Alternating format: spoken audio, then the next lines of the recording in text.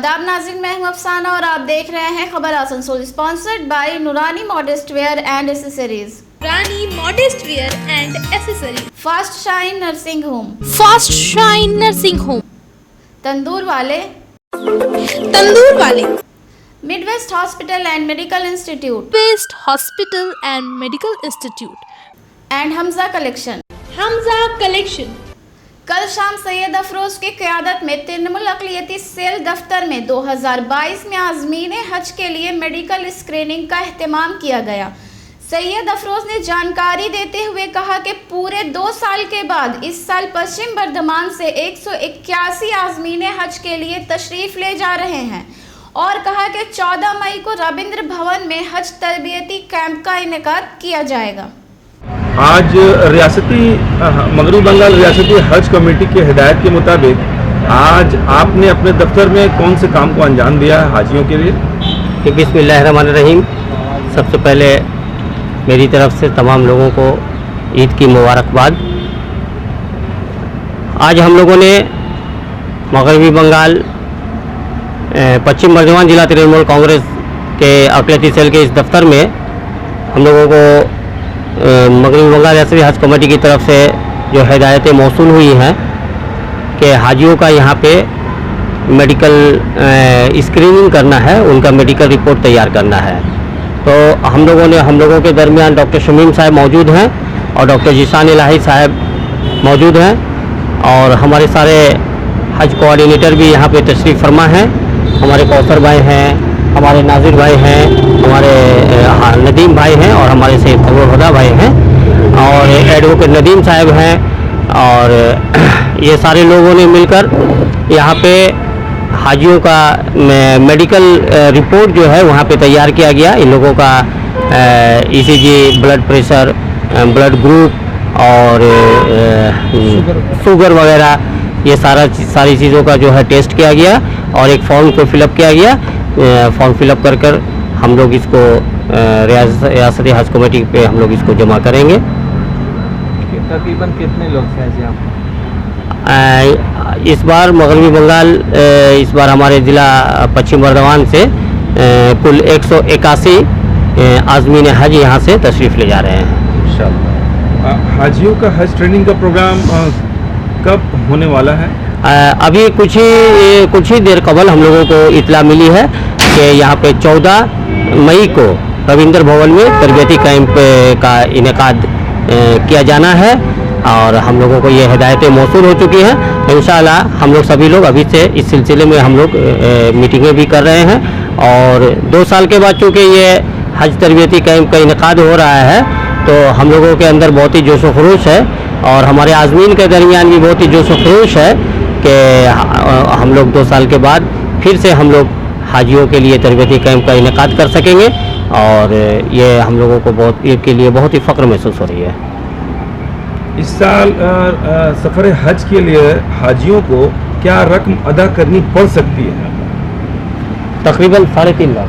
3.35 से 4.10 के अंदर अमाउंट खड़ा हो, ये हम लोगों को एक अप्रोक्स कहा गया है, लेकिन इसी के बीच में जो है दरमियान में ये रकम आएगी। फाइनल अभी तो सिर्फ लोगों का एक ही किस्त 81,000 रुपया जमा किया गया है और 2-4 दिन के अंदर में ये बात बिल्कुल वाज़ेह हो जाएगी कि उन लोगों को कितनी रकम अदा करनी पड़ेगी। पश्चिम बर्धमान से कौन से इलाके से आप हाजी जो है इस साल सफ़र हज पर रवाना होंगे?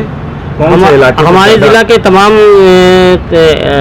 जो ये है हमारे जो इलाका है विधानसभा है, जैसे बाराबनी है, जमुरिया है, पंडेसर है, आसनसोल नॉर्थ है, आसनसोल साउथ है, कुल्टी है, तो डिसरगढ़ कुल्टी में ये लोग हैं। तो सभी जगह से इलाके से तकरीबन लोग हैं। हुज्जाज कराम आज़मीन हज जा रहे हैं यहाँ से।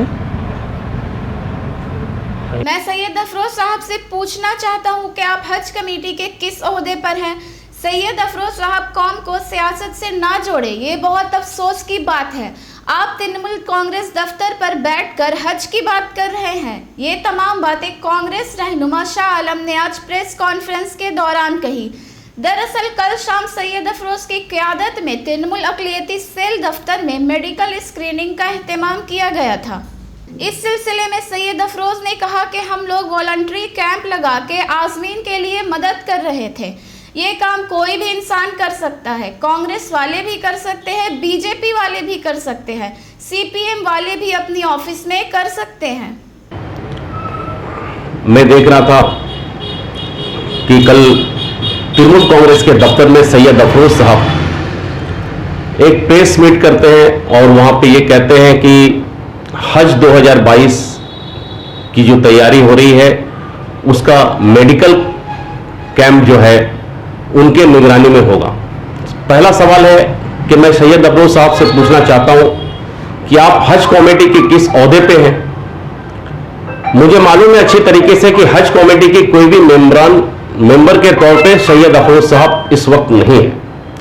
अगर सैयद अफरोज साहब हज कमेटी के किसी ओहदे पे अगर है भी तो मैं सैयद अफरोज साहब को सबसे पहले ये कहना चाहूंगा कि सैयद अफरोज साहब, आप कौम को सियासत से ना जोड़ें।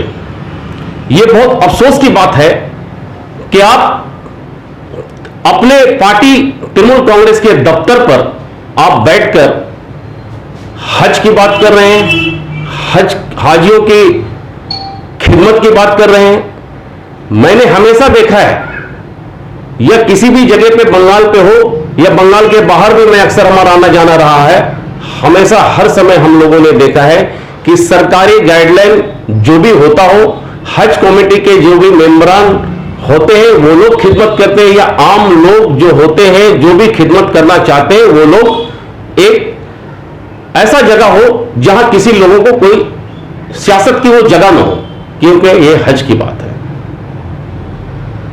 कांग्रेस की जानिब से एक बंदे ने एक प्रेस कॉन्फ्रेंस के जरिए कहा कि ये हज कमेटी का काम है और आप क्या पश्चिम बर्दवान हज कमेटी के मेंबर हैं या पार्टी ऑफिस में क्यों इस तरह का काम किया गया? देखिए, ये कोऑर्डिनेशन वर्क है बिफोर द ऑफिस। जिस तरीके से द्वारे सरकार कैंप लगता है उसमें लक्ष्मी भंडार हो या स्वास्थ्य साथी कार्ड हो या कोई भी बंगाल हुकूमत का जो भी सोशल डेवलपमेंट वेलफेयर स्कीम है, उसके लिए बहुत जगह सारे लोग वहाँ पे द्वारे सरकार से पहले एक कैंप लगाते हैं। वो चाहे कैंप किसी पार्टी की तरफ से लगाया गया हो या किसी सोशल ऑर्गेनाइजेशन की तरफ से लगाया गया हो, या बहुत सारे हमारे इंडिविजुअल भी जाकर वहाँ पे बेनिफिशियरी का फॉर्म फिलअप कर देते हैं। उनको पता नहीं है, उनको जानकारी नहीं है, उनको प्रॉपर सही तरीके से वो काम उस काम को अंजाम नहीं दे सकते, तो उनको गाइड करके उनका फॉर्म फिलअप कर देते हैं। अल्टीमेटली जो बेनिफिशियरी हैं वो ले जाकर वह द्वारे सरकार में फॉर्म को जमा कर देते थे। तो ठीक हम लोग उसी तरीके से देखिए, ये तो गवर्नमेंट ऑफ इंडिया का, ये हज committee of India government of India का सब्सिडायरी है, तो इसमें जो भी प्रोसेस है ये सारा चीज़ गवर्नमेंट ही करेंगे।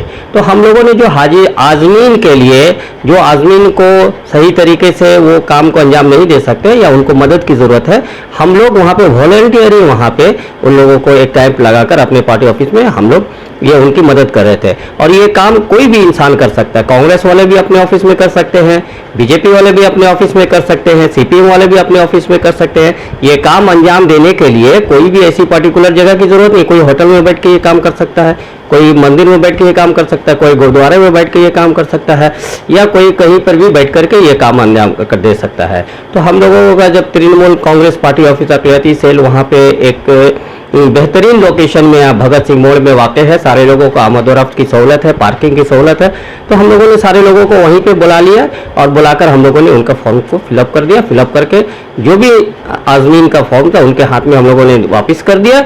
आज़मीन खुद जा करके उसको डोमा ऑफिस में जमा कर देते हैं। कल रेल पर चांदमारी रोड के दुकानों में रेलवे इंतजामिया के जरिए नोटिस चिस्पा करने को लेकर दुकानदारों में नाराजगी पाई जा रही है। आज हमारे नुमाइंदे ने दुकानदारों के अलावा मकामी काउंसिलर फंसबी Aliya, deputy mayor Wasimul Haq, chairman Amarnath Chatterjee से बातें की।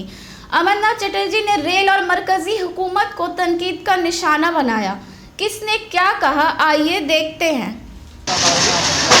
बोलना चाह रहे ही रेल नोटिस दिया, ठीक है, रेल बनाते दे, रेल तो जो पैसा लेना है दुकानदार लोग सब अपना फिक्स कर दे महीना, और क्या चाहिए। इतना दुकानदार कहाँ जाएगा, सब टूट जाए तो कहाँ जाए गरीब आदमी। डेली थाना डेली टमाना ही है। कितना साल से आप लोग का यहाँ पर? कम से कम 40 साल पार हो गया है ये मार्केट। तो इससे पहले भी तो मैंने नोटिस वगैरह आप लोग को दिया गया था? इससे पहले उतना नहीं मिला था, ये अभी ज़्यादा हो रहा है। नोटिस इससे पहले मिलता तो आदमी रेल नहीं तोड़ता। रेल तो चारों तरफ तो रेल है, जमीन रेल एक जगह बनाते दे सब दुकानदार को, जो पैसा ले अपना चाहे ले ले। फिर भी यहाँ पर कितना और चिंता भावना यही है कि रेल तो खुद बेआईनी काम करती है। रेल जो इतने जगह बिल्डिंग बनाई है वो क्या उनका प्लानिंग पास करके किया हुआ है। और ये जो जब से ये मोदी सरकार आई है हम लोग देख रहे हैं किस तरह से लोग परेशान हैं। ये तो सेंट्रल का है, यहाँ पर जितने भी नोटिस जितने भी दुकान पे लगी है मेरे वार्ड में और मेरे वार्ड से हटकर भी बहुत सारे वार्ड में लगी हुई है। लेकिन हम उन लोगों से ये कहेंगे कि हम लोग उनके साथ में हैं और रेल से भी कहेंगे कि इतने दिन से जो यहाँ दुकान लगी हुई है, बहुत दिन से यहाँ दुकान से यहाँ से लोगों के परिवार चल रहा है, तो भाई इन लोगों का ही इंतज़ाम की जाए, वरना भाई इसका आंदोलन हम लोग करेंगे। तो पुनर्वासन को लेकर आप लोग को चिंता भावना की हम लोगों को? हाँ, हम लोगों पर बातचीत चल रही है। हम लोग नहीं, उन लोगों को पुनर्वासन करवाएंगे जहाँ कहीं भी, उसको लेकर तृणमूल में या रेल के तरफ से कुछ इसी तरह हम लोग रेल में हम लोग जाएंगे, जहाँ डेपुटेशन देंगे, आंदोलन हम लोग करेंगे हम लोग भाई। लेकिन एक चीज़ है कि हम लोग जितने भी दुकानदार हैं उन लोगों के हम लोग साथ में हैं। मैं उन लोगों के साथ है, अगर बुलडोजर चले कुछ भी चले फंसली आ रही वहाँ पर आगे खड़ी रहेगी। कटना नहीं करे सवाल वही हो रहा ना। तो इसमें जो है ना कि देखा जा रहा है कि तृणमूल का आपका भी पार्टी ऑफिस, उसके बाद वासिम उल हक का भी पार्टी ऑफिस और भी एक पार्टी ऑफिस सब रेले का जगह में है जो नोटिस दिया गया है। ये कैसे बना? क्या कैसे बना? पार्टी ऑफिस कैसे बना रेल का जगह में? रेल नोटिस दिया कि वो भी इलीगल है? ये तो मैं खुद 25 नंबर की हूँ और 24 नंबर में हम गए तो देखे वहाँ बना हुआ था। लेकिन ये जो रेल जो आके नोटिस देकर जा रहे हैं, इससे पहले इतने दिन से कहाँ थे ये? इतने लोग जो दुकान में नोटिस दी गई है कि आप लोग दुकान खाली करिए, तो ये लोग तो आज 2 साल 4 साल से नहीं है, एक ज़माने से यहाँ। तो भाई हम लोग यहाँ पर रेल से यही निवेदन करेंगे कि आप लोग इन लोगों के लिए दूसरा जगह कहीं पर इंतजाम करिए, वरना यहाँ बुलडोजर चलने से पहले हम लोग खुद जाकर खड़े हो जाएगा। नहीं, वो तो ठीक है। मेरा कहना है कि ये सब दुकान जो है या पार्टी ऑफिस जो है ये वाकई रेल का जमीन पे है? ये तो हमको ये जानकारी होगा अंदर से तदंत की जाएगी तो समझ में आएगी। तो रेल कैसे नोटिस दे दिया है? दे दिया है, और लोगों तो यही काम है लोगों को हरेसमेंट करना। जब से बीजेपी सरकार आई तो क्या हम अकेले नहीं बल्कि टोटल आवाम जा रहे, पूरे हिंदुस्तान के आवाम जा रहे कि इन लोगों का काम है सिर्फ लोगों का हरेसमेंट करना। अब उसका ज़मीन है किसका ज़मीन है, ये लोग अगर आइन पर रहेंगे तो ये लोग तो खुद अपनी बिल्डिंग बनाए हैं बहुत सारे जगह में, तो क्या प्लानिंग पास करके बनाए हैं? ये जाकर आप लोग उन लोगों से पूछिए। और उनका ज़मीन है ये तो क्या कैसे कर देंगे भाई? ये जब तक इसका ये नहीं होगा तो हम लोग इंक्वायरी नहीं कर सकते। तो रेल से अभी तक बातचीत कुछ की आप लोग? नहीं, हम लोग अभी रेल से बातचीत नहीं की, लेकिन हम लोग अपना ऊपर का जो मंत्री हैं उन लोगों से बातचीत हो रहा है और हम लोग जो है सब इन लोगों के साथ में हैं। रेलवे के ज़रिए रेल पार चांदमानी रोड में जो दुकानें खुली हुई थी दुकानदारों को नोटिस दिया गया और जो दुकानें बंद थी उनकी दुकानों के ऊपर नोटिस चिपका दिया गया और 25 तारीख के अंदर DRM दफ्तर में कांटेक्ट करने के लिए कहा गया।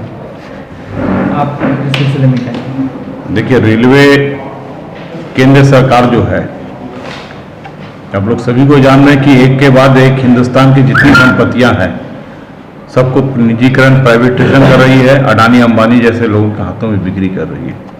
रेल का बहुत सारा platform, booking counter, reservation, waiting room, ये तमाम प्राइवेटाइजेशन हाथों में दे दिया गया है। रेल लाइन तक दिया जा रहा है निजी मालिक के हाथों में। जो रेल के जितना सारा जमीन है उसको भी आपने देखा कुछ दिन पहले शिक्षा जैसा व्यवस्था को खत्म करने के लिए रेल नोटिस दे दिया कि तमाम स्कूलें बंद कर दिया जाएगा।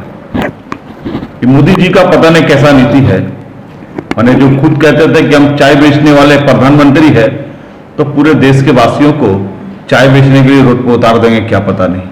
बच्चा एक एजुकेशन हासिल करके एक अच्छा जगह पर आला तालीम पाके उहदेदार पर बैठे, बल्कि इसका एजुकेशन को ख़त्म कर रहे हैं। दूसरी तरफ जो कुछ लोग रोजगार से जुड़े हुए थे, छोटे छोटे दुकानदार करते हैं, उसको नोटिस दे दिया। कुछ लोग किसी तरह से अपना झोपड़ी बना के जिंदगी गुजारे, छत पर छत नहीं है तो इन लोगों का पुनर्वासन नहीं करके, उसका रिहायशी इंतजाम नहीं करके, या जो लोग छोटे दुकान में हैं उनको दुकान का कोई व्यवसाय का जगह नहीं इंतजाम करके सरकार एक नोटिस चिपका किया है कि आप लोग खाली कर दीजिए। हम तो सबसे पहले इस नोटिस का निंदा करते हैं। केंद्र सरकार मोदी जी का सरकार जो रेलवे सरकार जो डिपार्टमेंट की तरफ से नोटिस दिया है, ये इंसानियत से खिलवाड़ है। दूसरी तरफ आपके इस चैनल के माध्यम से मैं रेल प्रशासन से ये अनुरोध करूंगा कि आपने जो नोटिस दिया है उस नोटिस पर विवेचना करें। दूसरी तरफ हम लोग पुनर्वासी का दावा करते हैं कि उनके लिए व्यवस्था किया जाए। राज्य सरकार भी आपके पास है, पुर निगम भी साथ है, रेलवे बोर्ड को भी साथ आने होगा और मिलकर जो लोग छोटा छोटा व्यवसाय कर रहे हैं या जिस तरह से झोपड़ी उपड़ी में रह रहे हैं उनके पुनर्वासन का व्यवस्था करने होगा।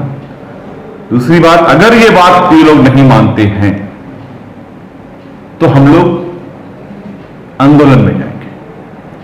जो आंदोलन का रास्ता है हम लोग आंदोलन में जाएंगे। लेकिन ये रेल का फैसला मान लेना फौरन कि आप दुकान उठा दीजिए, आप घर खाली कर दीजिए, बगैर कोई सोच विचार का। अचानक ये आदमी जाएगा कहां, ये लोग जाएंगे कहां? और मैं आपके चैनल के माध्यम से हमारे आसनसोल और आसनसोल के इर्द गिर्द में रहने वाले जितनी सारे लोग हैं उनको एक बार बोलेंगे कि निर्वाचन के समय में जो हम लोग मोदी भक्त हो जाते हैं उनको ये सोचने होगा कि आज ये मोदी भक्त होने का नतीजा है कि मोदी किस तरह का सिद्धांत और किस तरह का फैसला ले रहा है। इंसानियत से गिरा हुआ फैसला कि एक इंसान को रोज रास्ते पर खड़ा कर देना, एक दुकानदार को फुटपाथ से उठा के रोड पर खड़ा कर देना, उनके घर के हांडी चूल्हा को बंद कर देना। दूसरी तरफ जहां पे हमारा राज्य सरकार, आपने देखा कल ही हम लोग माओ कैंटीन चालू किया, मां कीजिए, जहां 5 रुपए में दोपहर का खाना मिलेगा, फ्री में राशन दिया जा रहा है राज्य सरकार की तरफ से। बहुत सारा स्कीम चलाया जा रहा ताकि खुद रोजगार स्कीम से जुड़े और खुद कफील बने, और केंद्र सरकार सब कुछ खत्म कर रहा है। ये फैसला करने होगा। मोदी और दीदी का जो फर्क है, जो गैस, जो भात हम लोग पकाते हैं गैस पे, वो गैस हमको 1000 रुपए में खरीदने पड़ता है, और जो चावल हम बना रहे हैं वो चावल हमको दीदी फ्री दे रही है। मोदी हमको 1000 का गैस और दीदी का चावल हमको फ्री। ये जो मोदी और दीदी का फर्क है ये हमको पहचानने होगा। और ये जो नोटिस मिला है इसका हम लोग निंदा करते हैं और इसके लिए हम लोग आंदोलन में जाएंगे। रेल जो बिल्डिंग করলো তো রেল তো কোনো বিল্ডিংই প্ল্যান পাস করে না কর্পোরেশনের কাছ থেকে। রেলের তো উচিত যে বিল্ডিং হবে সেই বিল্ডিংয়ের প্ল্যানটা পাস করাবে, শহরের মধ্যেখানে থাকবে। আর রেল যেদিন থেকে মোদী সরকার এসেছে ভারতবর্ষে, সেদিন থেকে যেদিন রেলের বাজেট উঠিয়ে দিয়েছে সেদিন থেকে রেল ধ্বংস হতে শুরু হয়েছে এবং সেদিন থেকে রেলের অনিয়মিত কাজ শুরু হয়ে গেছে। রেল মানুষের কথা ভাবছে না, এখন রেল পরিষেবা দেবার কথা ভাবছে না, রেল এখন ফ্রেট করিডোরের কথা ভাবছে। আদানি আদবানি এই সমস্ত বড় বড় ব্যবসায়ী যারা রয়েছে তাদের এইগুলো দিয়ে দেবে এবং তাদের ভাবনার মধ্যেখান দিয়ে যাতে আসানসোল পরিচালিত হবে এটা উনি ভাবছেন, রেলের যারা আধিকারিক রয়েছেন এবং আমাদের প্রধানমন্ত্রী। এক বুলেট ট্রেন চালাতে গিয়ে ভারতবর্ষকে লসের মুখে সম্মুখীন করে দিয়েছে এবং যার জন্য ভারতবর্ষের আর্থিক এত দুর্নীতি এবং মুদ্রাস্ফীতি এত উঁচুতে উঠে গেছে। তো আজকে যদি আবার ওই ফ্রেট করিডোর করে ধার করতে যায় এবং মানুষগুলোকে উচ্ছেদ করতে যায় এবং মানুষগুলোকে বেকার করে দেয় এবং মানুষগুলোকে ঘরের ছাদহীন করে দেয়, তাহলে কিন্তু পরবর্তীকালে এই মানুষগুলো রেলের বিরুদ্ধে এবং কেন্দ্রীয় সরকারের বিরুদ্ধে ব্যাপক আন্দোলন করবে। আপনারা কিছু করবেন না? আমরা তো বলেছি ওদের আন্দোলনে আমরা থাকবো এবং আমরা তো বিভিন্ন রকমভাবে বিভিন্ন জায়গায় চিঠি চাপাটি দিয়েছি এবং আমাদের যিনি প্রাক্তন আমাদের এখানকার প্রার্থী ছিলেন আমরা তাকে নিয়ে অলরেডি রেলের বোর্ডে আমরা এই কথাটাকে উত্থাপন করেছি এবং আমরা বলেছি যে আমাদের মন্ত্রী মলয় ঘটক থাকবে। মলয় ঘটকে আশ্বাস দিয়েছেন ওনাদের আন্দোলনের সঙ্গে থাকবেন। গত কয়েকদিন পূর্বে মশাল মিছিল বের করা হয়েছিল, সেই মশাল মিছিলে ওনাদের সমর্থনে আমরাও পা মিলিয়েছিলাম এবং আগামী দিনে বলেছি যে আন্দোলনই হবে না কেন সেই আন্দোলনে আমরা থাকবো। তো রেল আপনি বলছেন রেল ইনলিগাল করেছে, ইনলিগাল বাড়ি করছে, সব কিছু করছে, তো ওটা ওর বিরুদ্ধে আপনারা কি নোটিশ দেবেন বা ওদেরকে? আমরা অনেক চিঠি করেছি। রেল ট্যাক্স দেয় না, রেল বিল্ডিং প্ল্যান পাস করে না, রেল রাস্তা বন্ধ করে দেয় সাধারণ মানুষের জন্য, রেলের বিরুদ্ধে কিছু করা যাবে না, এটা নিজেরা নিজেদের আইন তৈরি করে রেখেছে। এখানে আসলে মানুষের কষ্ট হচ্ছে। वक्त तो चला है एक मुख्तसर से वक्फे का।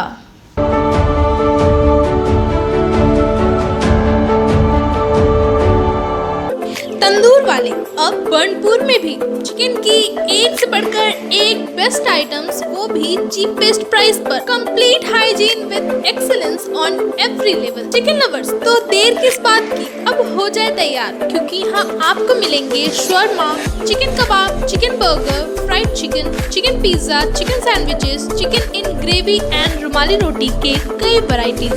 हमारा पता है बर्नपुर, रहमत नगर, अपोजिट ईदगाह। जोमेटो एवं स्विगी पर हम अवेलेबल है और दिए गए फोन नंबर पर डायरेक्ट कॉल करके भी आप ऑनलाइन ऑर्डर बुकिंग कर सकते हैं।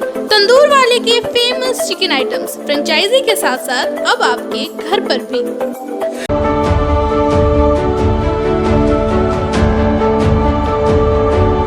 नूरानी, नाम तो सुना ही होगा। अपने बुक डिपो के लिए फेमस नूरानी अब अपने ग्राहकों के लिए लेकर आया है Noorani modest wear and accessories, a new style of fashion store. यहाँ आपको मिलेंगे नकाब, डिजाइनर अबाया, फैंसी स्टोर्स, प्रेयर हिजाब, suits, suit pieces, leggings, jeggings, palazzo pant के बेहतरीन collections.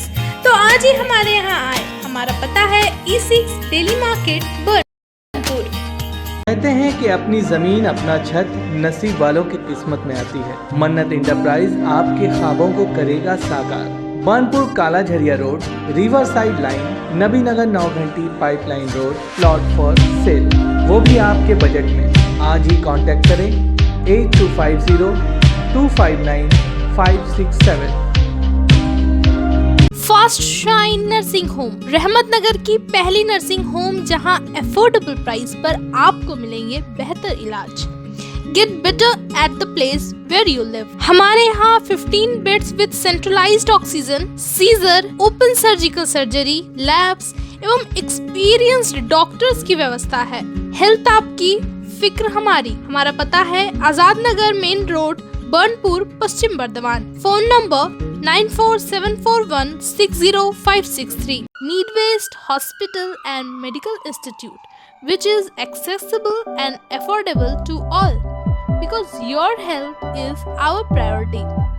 100 bedded IPD unit, super specialist doctors के साथ ही साथ यहाँ कई तरह की फैसिलिटीज उपलब्ध है, जैसे emergency 24/7, modular OTs, ICU, NICU, HDU, pharmacy 24/7, day care unit, dialysis unit, dental unit, diagnostic and pathological service with fast, friendly, accurate and a higher level of care for you. हमारा पता है भगत सिंह मोड़, Asansol 713304। Contact number 9123873265, 9609002666, 6295280253। Collection शादी ब्याह और ईद जैसे खास मौके को और भी शानदार बनाने के लिए हमजा कलेक्शन लेकर आया है ढेरों स्टाइल और डिज़ाइन के लेडीज ड्रेसेस, जैसे सलवार सूट, गरारा, लहंगा, घाघरा, क्रॉप टॉप, वो भी होलसेल प्राइस पर। तो इसे कहीं और क्यों जाना, हमजा कलेक्शन ही आना। हमारा पता है रेल पार, कुरैसी महल्ला, नियर ऑटो स्टैंड।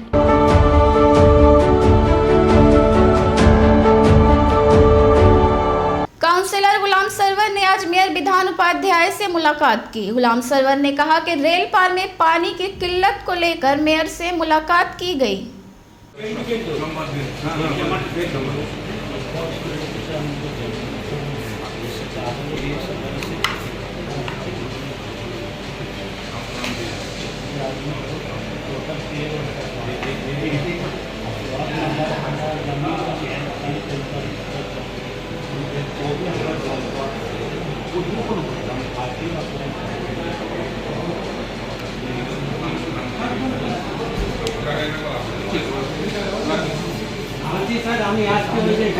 मेयर साहब से मुलाकात करने के घर से, चूंकि पानी का किल्लत अभी भी हम लोगों का सॉल्व नहीं हुआ है, तो उस पानी की किल्लत को जितना जल्द सॉल्व करने की ज़रूरत है। बहुत सारे लोग काफ़ी परेशान हैं अब तक, तो उस सिलसिले में वो इंजीनियर साहब से बात कर रहे हैं, बोले कि फिर हम एक मीटिंग में जा रहे हैं, इसी सिलसिले में देख रहे हैं कैसे मुमकिन है।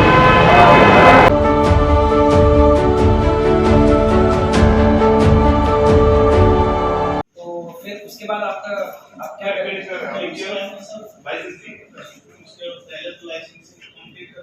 लाइसेंसिंग तो आपने जैसे कि अभी जो है कि हम आज बात करके वो कटवा दें, ठीक है ना? तो इसका मतलब तो airport is fully ready to go जब तक की लाइसेंस वो तो with respect to state government से वो ऑलरेडी उनके अकाउंटेबल एग्जीक्यूटिव उन्होंने बना दिए, वो डॉक्यूमेंट भी उन्होंने सबमिट किए, तो या तो छोड़ गया या बिल्डिंग नहीं कर रहा है, मिनिस्ट्री ऑफ सिविल एविएशन उसको रीबिड करती है।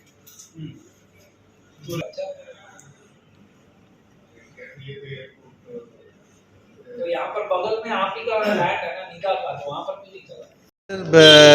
কিছু সমস্যা আছে, প্লাস নতুন একটা কল্যাণেশ্বরীতে সেকেন্ড ফেজ একটা নতুন প্রজেক্ট চালু হবে, তো সেটারই মিটিং ছিল এবং পুরনো কিছু সমস্যা যেগুলো ছিল সেগুলো নিয়ে আলোচনা হলো।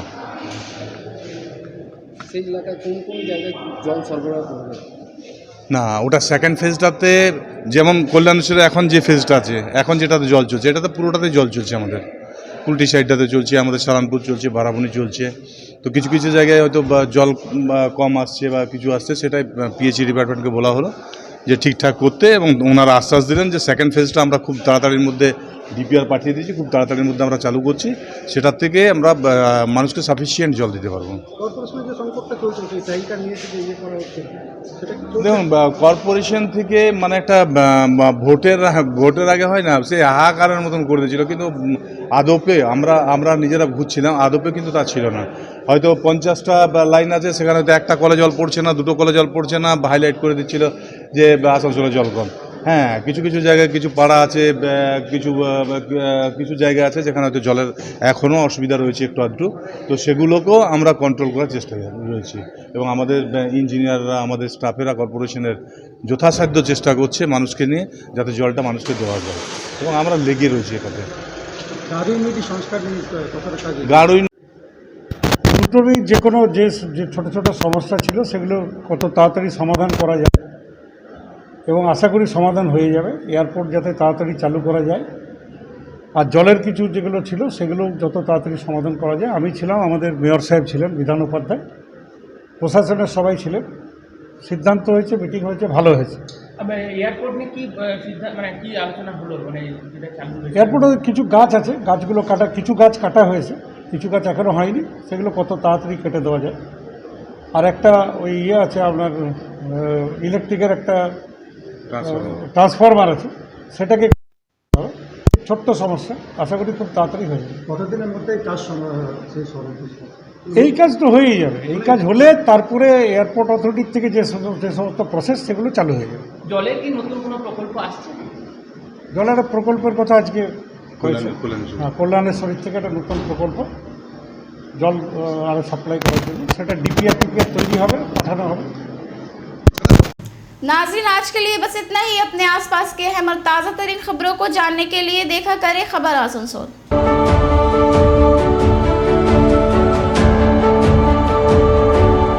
आसनसोल नगर निगम के तत्वाधान में मिशन निर्मल बांग्ला को सफल बनाएं। हमारी प्रतिज्ञा, हमारा गर्व। एक बात सभी याद रखें, कचरा जहाँ तहाँ ना फेंके। कौन सा कचरा कहाँ डालना है अच्छी तरह से समझना है। स्वयं जागरूक हो, औरों को भी जागरूक करें। रिड्यूस, रीयूज और रिसाइकिल प्रक्रिया को अपनाएंगे, सुंदर स्वस्थ आसनसोल बनाएंगे। आसनसोल नगर निगम के ग्रीन और ब्लू बीन का सही इस्तेमाल करें, प्लास्टिक का व्यवहार ना करें और लोगों को भी जागरूक करें। सुंदर परिवेश गढ़े, स्वस्थ रहे। आसनसोल नगर निगम सदैव आपकी सेवा में उपस्थित है। Clean Asansol, green Asansol.